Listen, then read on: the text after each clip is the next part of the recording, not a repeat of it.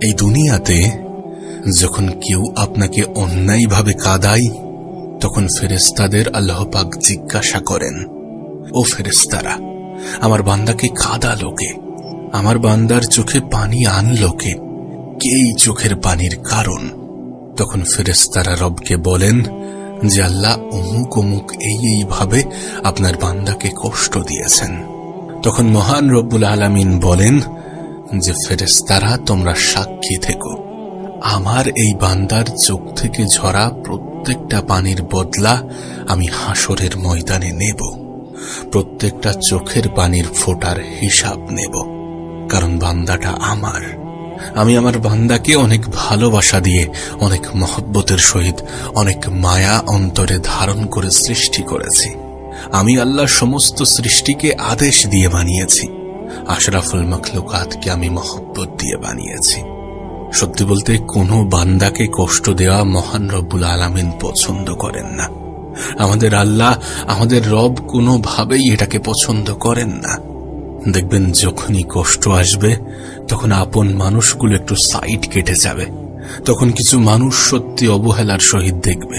কিছু মানুষের থেকে আপনি সাহায্য চাইবেন, কিন্তু বঞ্চিত হবেন। আপনার খুব প্রিয় মানুষগুলো হয়তোবা আপনার থেকে নিজের দূরত্ব বাড়িয়ে নেবে, কিন্তু আপনার রব আপনাকে নিঃস্ব করবেন না, আপনাকে একা করবেন না। যখন আপনার সাথে এমন কিছু ঘটছে, তখন আপনার রব আপনাকে ডাইরেক্ট সাহায্য পাঠানোর প্রস্তুতি নিচ্ছেন।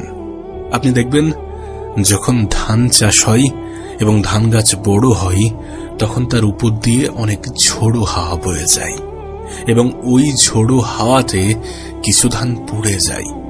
যেগুলো অপ্রয়োজনীয়, যেগুলোর কোনো ভূমিকা নেই, সেই সকল ধানগুলো প্রবল হাওয়াতে, প্রবল তুফানে পড়ে যায় বা বৃষ্টি হলে পড়ে যায়।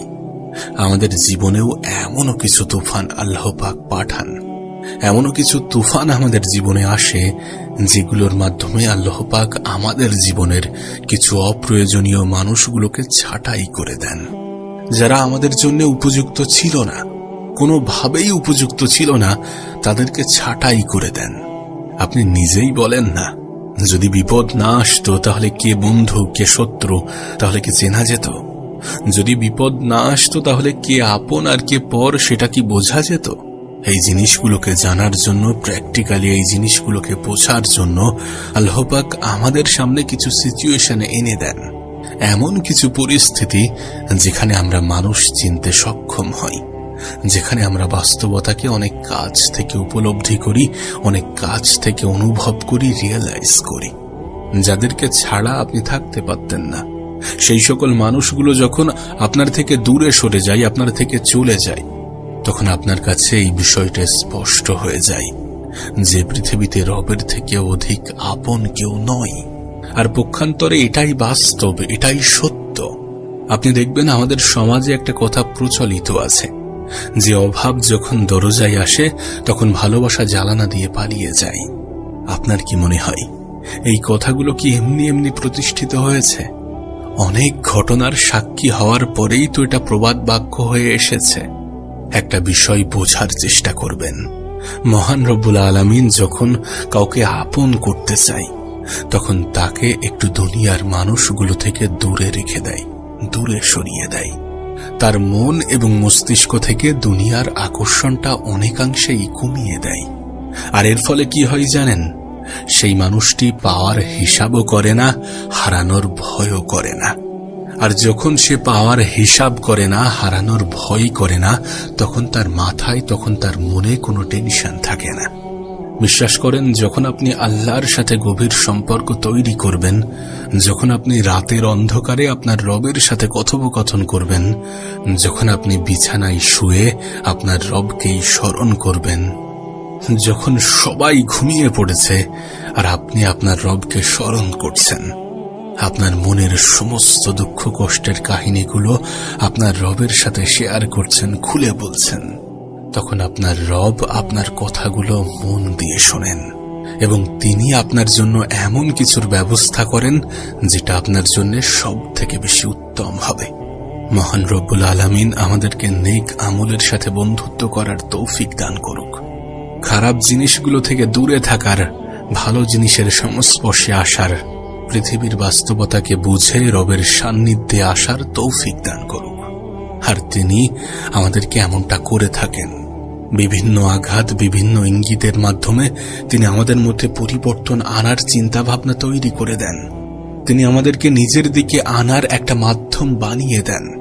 কারণ আমরা তো আমাদের ভালো সময়ে রবকে সেইভাবে ডাকি না। ভালো সময়ে আমাদের হাতে খুব একটা বেশি সময় থাকে না। তাই মাঝে মাঝে তিনি আমাদের জীবনে কিছু খারাপ সময়ও দেন। এটা মনে করিয়ে দেন যে কেউ একজন আছে আপনার সঙ্গে। আপনি যখন খারাপ, আপনি যখন খুব কঠিন সময়ের মধ্য দিয়ে অতিক্রম করছেন, তখন আপনি একা নন। আমরা হয়তোবা আমাদের রবকে ভুলে যাই, ভুলে যেতে পারি, কিন্তু আমাদের রব কখনোই আমাদেরকে ভুলে যান না। সেটা হোক আমাদের ভালো সময়, সেটা হোক আমাদের খারাপ সময়।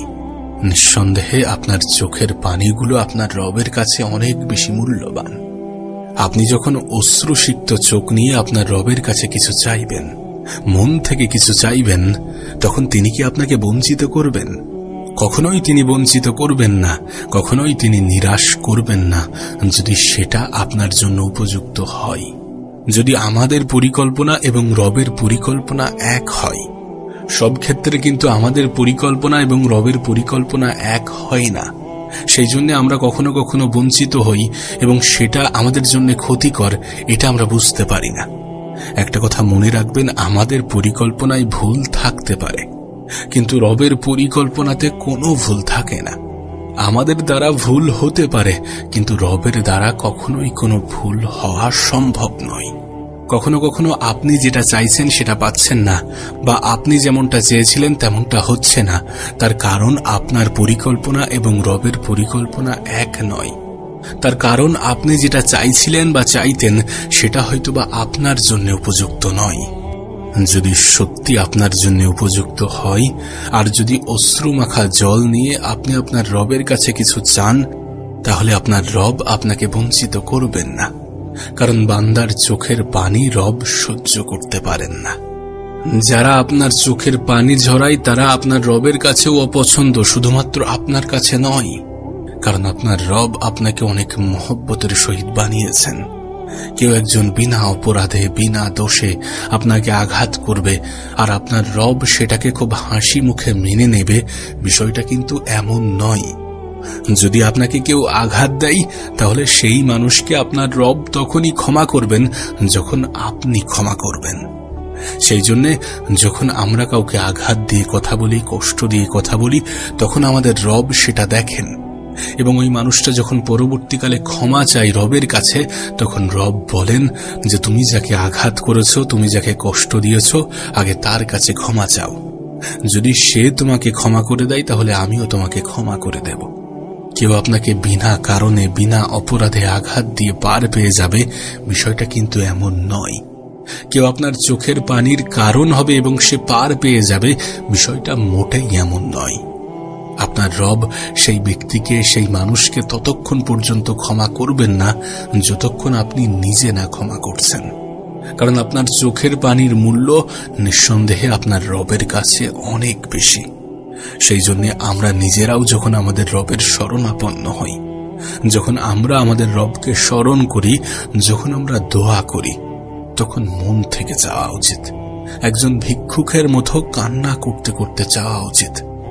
যখন আমরা কান্না করব, যখন আমরা রবের কাছে হাত পেতে কিছু চাইব এবং আমাদের চোখে জল থাকবে, তখন আমাদের রব আমাদের প্রতি আরো বেশি দয়াশীল, আরো বেশি ক্ষমাশীল হয়ে উঠবেন।